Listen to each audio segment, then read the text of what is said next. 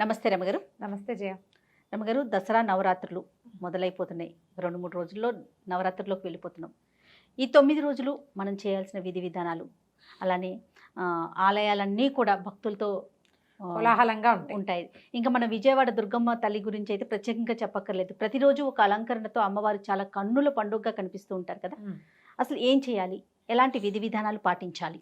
దసరా 10 రోజుల పండుగ అయితే మన మహాలయ అమావాస్య వెళ్ళిన మరుసటి రోజు నుంచి ఆశ్వేజ శుద్ధ పాడ్యమితో పండుగ ప్రారంభం అవుతుంది. 10 రోజులు అమ్మవారిని నిత్యము అర్చించుకునే విధానాలు కొన్ని. ఇవి పండుగ రోజులు కదా, చివరి 3 రోజులు చేసుకుందాం అనుకునే వాళ్ళు కొంతమంది, అదొక పద్ధతి.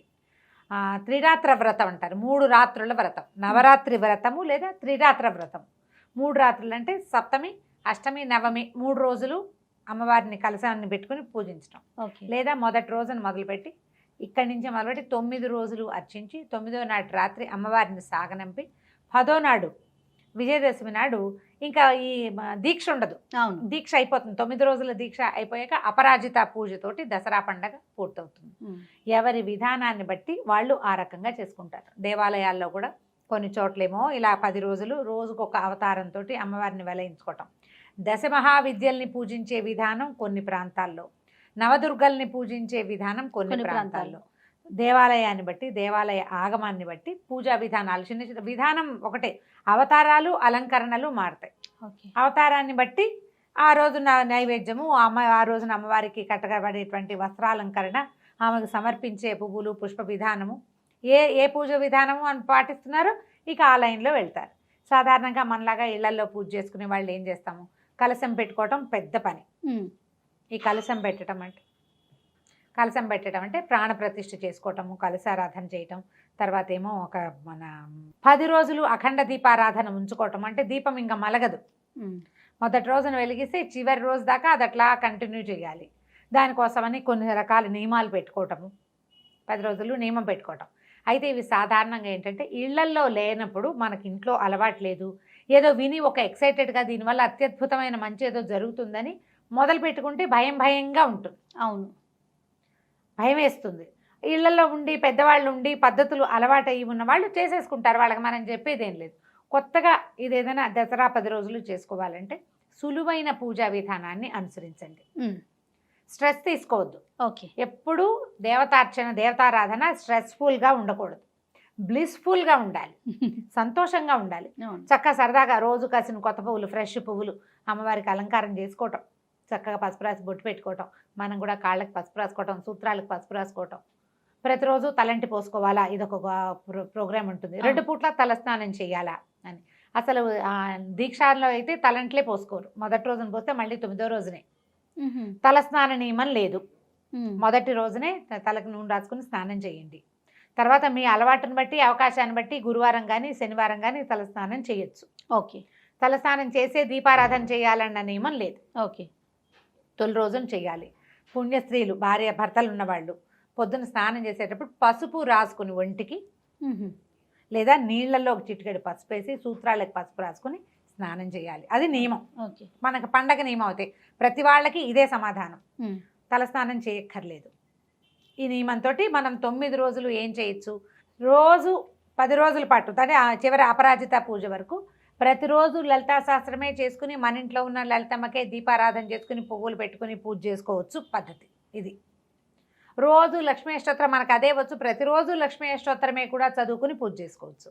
అలాగే కాకుండా ఏ రోజు అవతారం అది. మొదటి రోజు బాలాదేవికి సంబంధించినటువంటి స్తోత్రం బాలాస్తుతి, అది చదువుకోవటం. బాలకి మనకి ఇది దొరికితే అష్టోత్తరం దొరికితే బాలా అష్టోత్తరం, బాలా త్రిపుర సుందరికి. 2వ రోజున అమ్మవారు మారుతుంది, అన్నపూర్ణ, మహాకాళి, మహాలక్ష్మి, మహాసరస్వతి రూపాలు మారుతాయి. ఆ రోజును బట్టి ఈ రోజున ఫలానా అలంకారము, ఫలానా పూజ, ఫలానాది అని దేవాలయంలో ఏం చేస్తారో మనం కూడా ఆ స్తోత్రాలు చదువుకోవటం, ఆయా నివేదనలు పెట్టుకోవటం. అలాగూ ఇలాగూ కూడా చేయొచ్చు. ఏదైనా కరెక్టేనమ్మా, చెయ్యటమే ఇంపార్టెంట్. అంతే.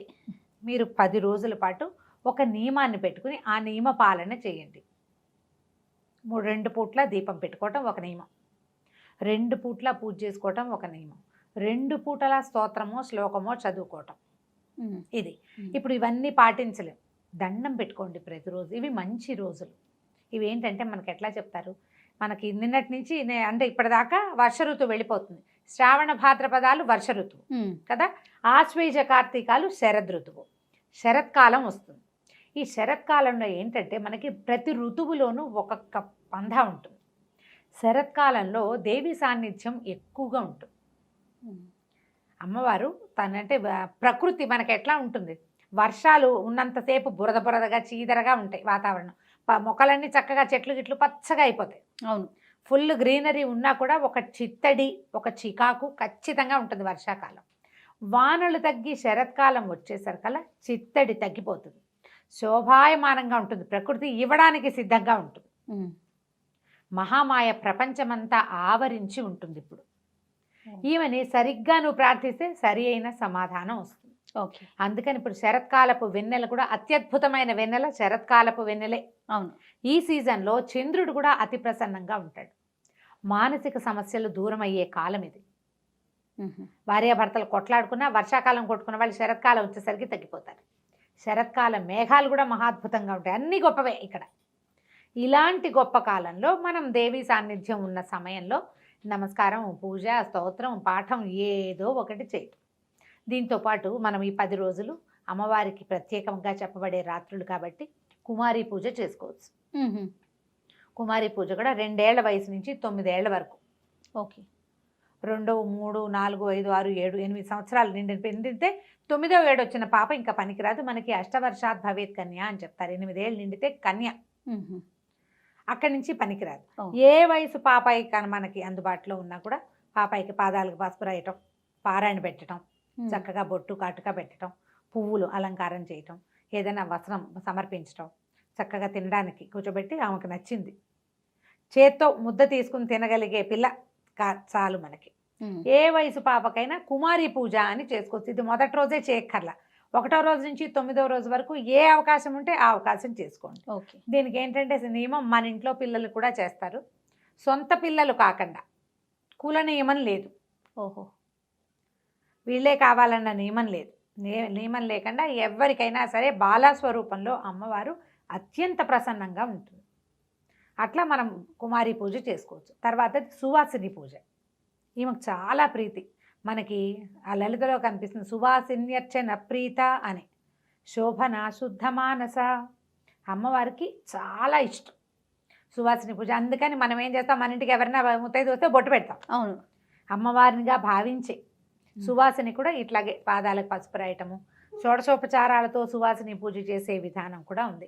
అంత పెద్ద ఎత్తున అందరూ చేయలేకపోతారు, అలవాట్లేదు. ఏదో తప్పు చేసాము సరిగ్గా చేయకపోతే అదేదో చేయలేదు కాబట్టి ఇదేదో అయ్యిందనిపించి భయం వేస్తుంది. అవునవును, ఆ కంగారేం పడదు. చక్కగా కాళ్ళకి పసుపు రాయటం, మన ఇంటికి ఎవరు వస్తే వాళ్ళకి బొట్టు పెట్టడం, గంధం రాయటం, చక్కగా పువ్వులు తలలో పెట్టుకునేందుకు పువ్వులు ఇవ్వటము, మనమే పువ్వులు ముడవటము, గాజులు, ఓ రవికలు పట్టో లేకపోతే చీరో అలంకరణ వస్తువులు ఇవ్వడం కూడా ఈ సీజన్లో మనం చేయొచ్చు. సుమంగళి పూజ, ఓకే, లేదా సువాసిని పూజ. ఓకే, రోజుకొకళ్ళకి చొప్పున ముత్తైదుకి మనం తాంబూలం ఇచ్చుకోవటం కూడా ఒక నియమంగా పెట్టుకుని చేసుకోవచ్చు. మీరు ఏది పెట్టుకున్నా ఓకేనే.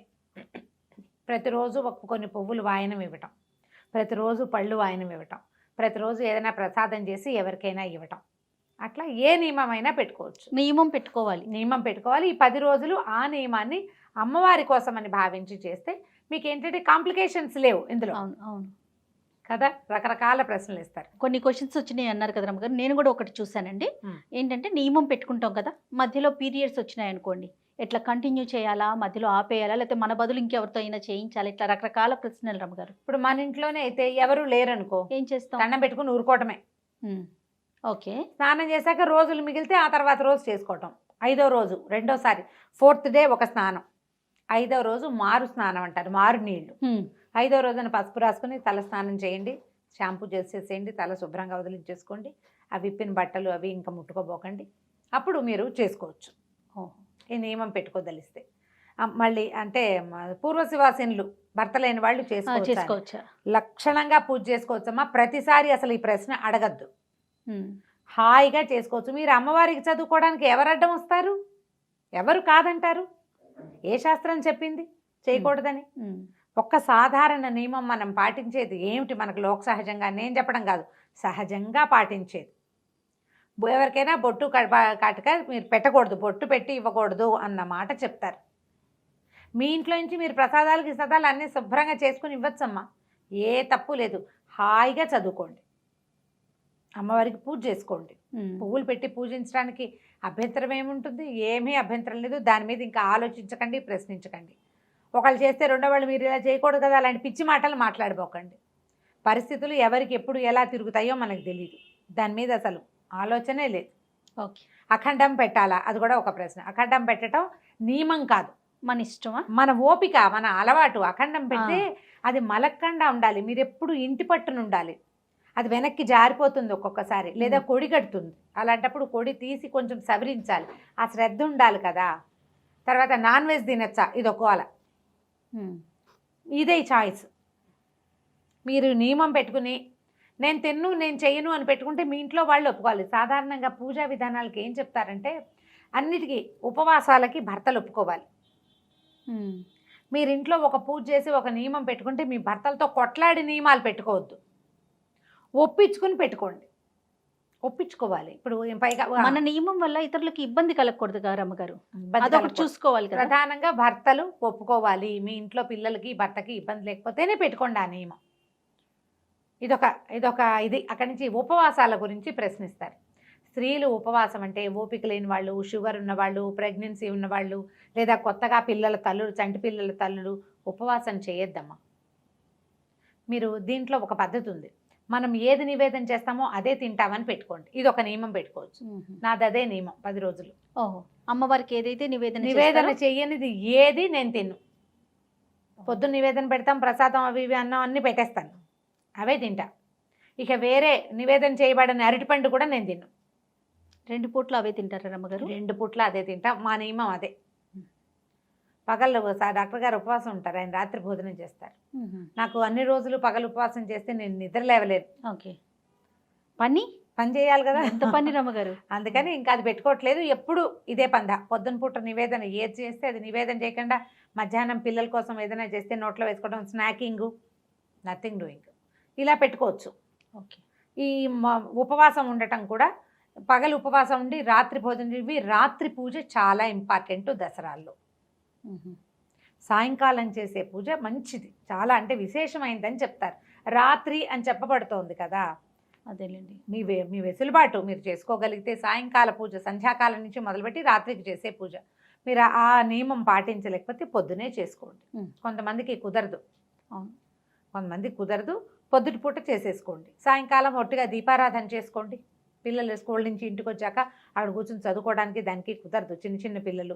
లేదా పిల్లలు సాయంకాలాలు ఆటలాడుకుంటారు, వాళ్ళని వెతుక్కుంటూ ఉండాలి, అది కూడా ఉంటుంది. ఇప్పుడు స్కూళ్ళు ఉండవు కదా, సెలవులే కాబట్టి పర్వాలా. పొద్దున పూట ఏమైతే ఏదో ఆడుకుంటారు, ఏదైనా బ్రేక్ఫాస్ట్ చేసి అక్కడ పెట్టేస్తే వాళ్ళ దారిని వాళ్ళు తింటారు. ఆ టైంలో మీరు ఏమైనా చదువుకోవచ్చు, పూజ చేసుకోవచ్చు. సాయంత్రం కష్టమైతే సాయంత్రాలు పెట్టుకోపోకండి, ఉదయకాలమైనా చేసుకోవచ్చు. ఉపవాసం ఉండదలుచుకున్న వాళ్ళు పూజ అయ్యే వరకు ఉపవాసం చేయండి. బ్రేక్ఫాస్ట్ చేసి పూజ చేయకుండా పూజ అంతా అయిపోయాక నివేదన చేశాక అప్పుడు తినండి. అది ఆ నియమం కూడా పెట్టుకోవచ్చు. ఉపవాసాలకి భర్తలు ఒప్పుకోవాలనేది నియమం. భార్య భర్త కలిసి ఉండొచ్చా, ఆ ప్రశ్న కూడా వచ్చింది, అది కూడా వచ్చింది. అవన్నీ కూడా మీ చాయిస్లేనమ్మా. మీకు తప్పు అనిపిస్తే చెయ్యొద్దు, తప్ప అని ఎవరినైనా అడగండి. అది మీ ఇంట్లో పరిస్థితిని బట్టి కదా, మీ పరిస్థితిని బట్టి, మీ అండర్స్టాండింగ్ని బట్టి, మీ వెసులుబాటును బట్టి. మర్నాడు పొద్దున పసుపు రాసుకుని స్నానం చేయండి అని చెప్పాను కదా క్లియర్గా. కాబట్టి ఇక దాని మీద ప్రశ్నలు వేయకండి, ఎవరిని అడగద్దు. నన్ను కాదమ్మా, ఎవరిని అడగద్దు. మీకు అదేదో బ్లెండర్ మిస్టేక్ అని అనిపించింది అనుకో, చేయకండి, చేయొద్దు. చేయాల్సి వచ్చింది, దండం పెట్టుకోండి దేవుడికి. ఏం చేయను, నా పరిస్థితి ఇది, నా పరిస్థితి కూడా నువ్వే కల్పించావు. అయినా అన్ని బాగానే ఉన్నా మీ ఇష్టారాజ్యంగా చేయమని చెప్పటం లేదు. తప్పనిసరి అయితే చేయండి, ఏం పర్వాలేదు. పొద్దున్న స్నానం చేస్తే సరిపోతుంది. పసుపు రాసుకుని స్నానం చేయండి. సువాసనకి పసుపు రాసుకుని స్నానం చేయటమే చెప్తారు పెద్దవాళ్ళు. యథావిధిగా పూజ చేసుకోండి. నేను పూజ చేస్తాను, మా ఆయన దండం కూడా పెట్టాడండి, ఏం చేయాలి? మానేమనండి. ఇన్ని ప్రశ్నలు పంపించారు నాకు అసలు నాకే ఓ 50 ప్రశ్నలు వచ్చినాయి. అదే ఇదా అదని ఇంకా నేను అన్ని చెప్పలా, ఇంకేవో మిస్కొట్టి ఇచ్చేసి ఉంటా కొన్ని, ఇంకా వస్తాయి క్వశ్చన్స్. దీపం ఎటుపోయి ఎలా పెట్టాలి, 2 పూట పొద్దున పెట్టిన దీపం సాయంత్రం దాకా ఉండాలా అని. అలా ఏం లేదమ్మా, మీరు అఖండం పెడితే ఓ విధానం. కలశం పెట్టడం గురించి మీ ఇంట్లో ఆచారం ఉంటే, పెద్దవాళ్ళు ఉంటే వాళ్ళ పర్మిషన్ తోటి పెట్టుకోండి. లేని ఆచారాలని చెయ్యబోకండి. ఎందుకంటే స్వధర్మ నిధనం ఎప్పుడూ మంచిది. మీ ఇంట్లో ఏం చేస్తారో అది చేయాలి. చేసుకోండి. మీకు సార్ చేసుకోవాలని ఉంటే పెద్ద పెద్దవి చేయబోకండి. నేను చెప్పినట్టు సింపుల్గా ఏదైనా చక్కగా చదువుకోండి రోజుకొకటి. అయితే చాలా సందేహాలు, ధర్మ సందేహాలు చాలా ఉన్నాయి రమ్మగారు. ఈ నవరాత్రులకు సంబంధించి మనం ప్రతిరోజు కూడా అమ్మవారికి సంబంధించి ఆ రోజు అలంకరణ, ఆ రోజు పూజా విధానం, మనం పాటించాల్సిన విధి విధానాలు ఇవన్నీ కూడా మనం ప్రేక్షకులకి అందిద్దాం రమ్మగారు. ప్రతిరోజు 10 డేస్. రేపొద్దున అమ్మవారికి ఎలాంటి వస్త్రం సమర్పించాలి, ఏ అమ్మవారిని పూజించాలి, అవును, ఏ ప్రసాదం పెట్టుకోవచ్చు, అది కూడానమ్మా నేను చెప్తున్నానా. మనకు దుర్గగుడిని ఫాలో అవుతాం మనం. విజయవాడలో ఉన్న కనకదుర్గాదేవి ఇంద్రకీలాద్రి మీద ఉంది. అమ్మవారి దేవాలయంలో ఏం చేస్తారో అది చెప్తాం. అట్లనే అయితే దాంతో పాటుగా అక్కడ ఏం చేశారో అది చేయకపోతే కొంప మునిగిపోతుందని మాత్రం అనుకోవద్దు. అవకాశం ఉన్నంత వరకు చేయండి. లేకపోతే రోజు ఒకటే చదువుకోవచ్చు, అంతే. రోజు ఒక నైవేద్యమే పెట్టచ్చు. అవన్నీ విశేషాలు చేయలేరు. మీరు వండుకున్న అన్నం, పప్పు, నెయ్యేసి బెల్లం వేసి నైవేద్యం చేయండి, అది కూడా పనికొస్తుంది. అబ్బే మేము చేయలేము, పాలు పళ్ళు పెట్టండి, అది కూడా పనికొస్తుంది. ఇది విధానం. కుదిరితే చేసుకోండి, ఎంత కుదిరితే అంత చేయండి, అసలు చెయ్యండి చాలు. అంతే. నమస్తే రమ్మగారు. నమస్తే.